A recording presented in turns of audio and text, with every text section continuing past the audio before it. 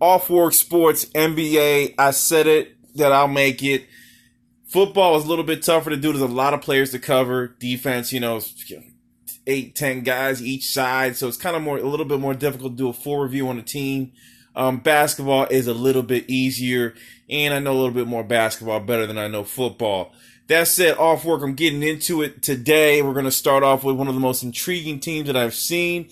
I waited a couple games. I wasn't going to go full hard and say this team is going to do this without seeing a few preseason games.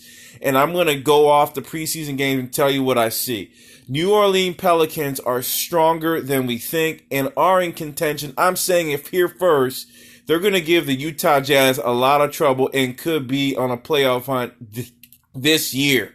Believe it or not, they've assembled some good players, and then they've got some good players as well. Let me start with Derek Favors. What a pickup from the Utah Jazz. Hasn't played too much in the Summer League or in preseason, but great pickup for this team at the forward center position. He's a vet.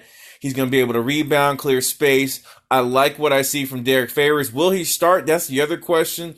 I don't know. I think they will initially start Derek Favors, but I start there just to give you some vets. You know where I'm going. You know I'm going to Duke and Zion at the end, but let's kick off with the rest of the players.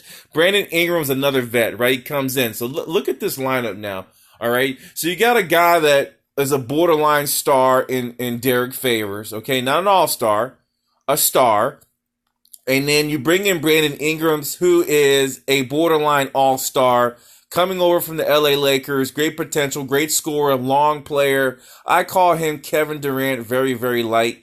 I do like what I saw from him last year. He's recovering from an injury. We'll see how he comes along and plays with this offense. He was a little bit too ball dominant last year, but Lonzo Ball given a little bit more freedom with the guard position. It's going to be interesting to see what we see from Brandon Ingram this year. I expect double-digit scoring. He may lead the team in scoring and be their main focal from a number one option perspective.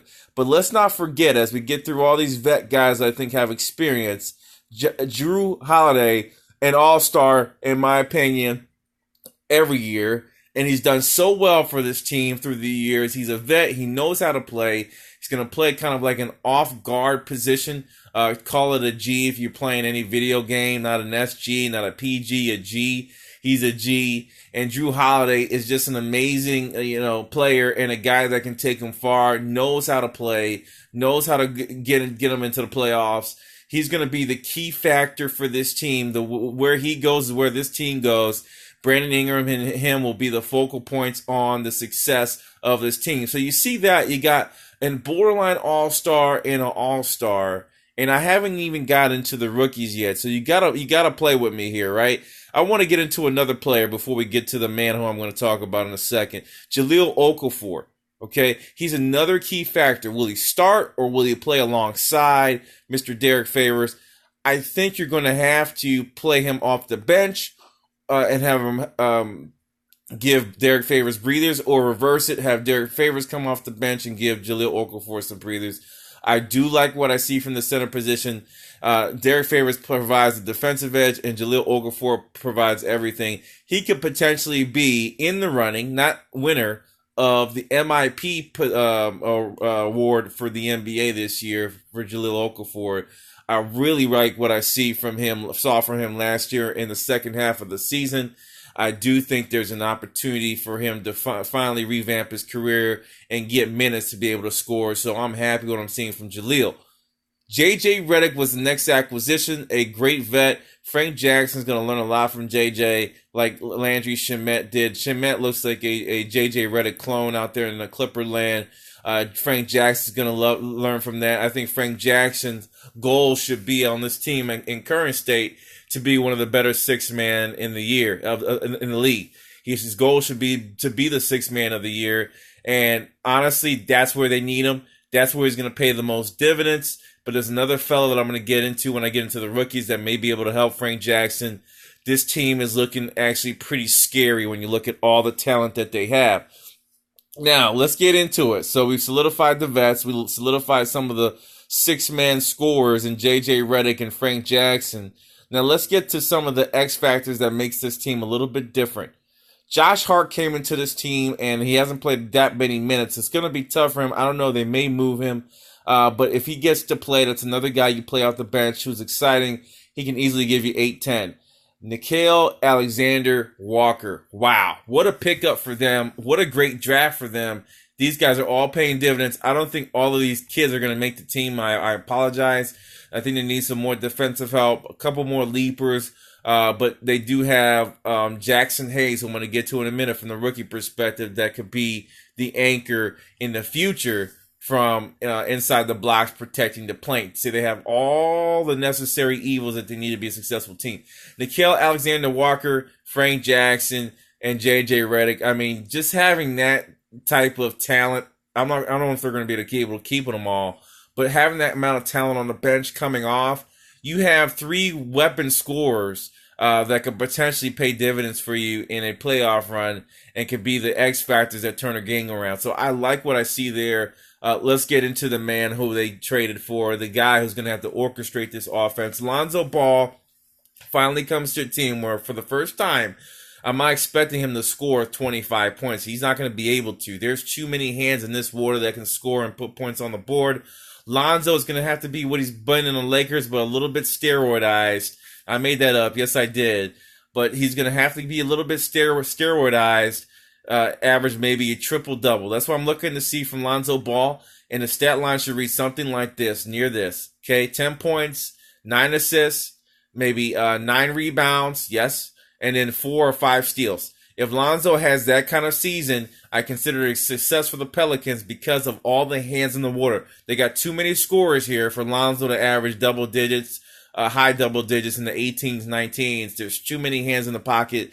He should do what he's been doing and assisting and making the offense roll. Jackson Hayes, as I just mentioned, was the rookie that they drafted out of Texas. He's an extremely athletic, powerful center, power forward, in my opinion. He's going to be a big X factor. Can he come along in his ways and become one of the top shot blockers in the league, defensive anchors? Hey, Willie Cauley-Stein comes to mind. What's his name? The big tall guy, Tyson Chandler. Those type of guys really come to mind when I think about Jackson Hayes. And to have that along with Derek Favors and Jahlil Okafor, I'm telling you, the team is pretty special. I see why Julius Randle left. There's no room for him right now. Now, the man of the hour. I made his way till the end. Zion Williamson. Yes, he's going to win Rookie of the Year barring any injuries. I've seen enough in the last 3 preseason games. I did doubt his ability to be able to transfer his talent over into the NBA. And now with these first 3 games, there's no difference. There's no stopping him. He's doing the same things he used to do in college.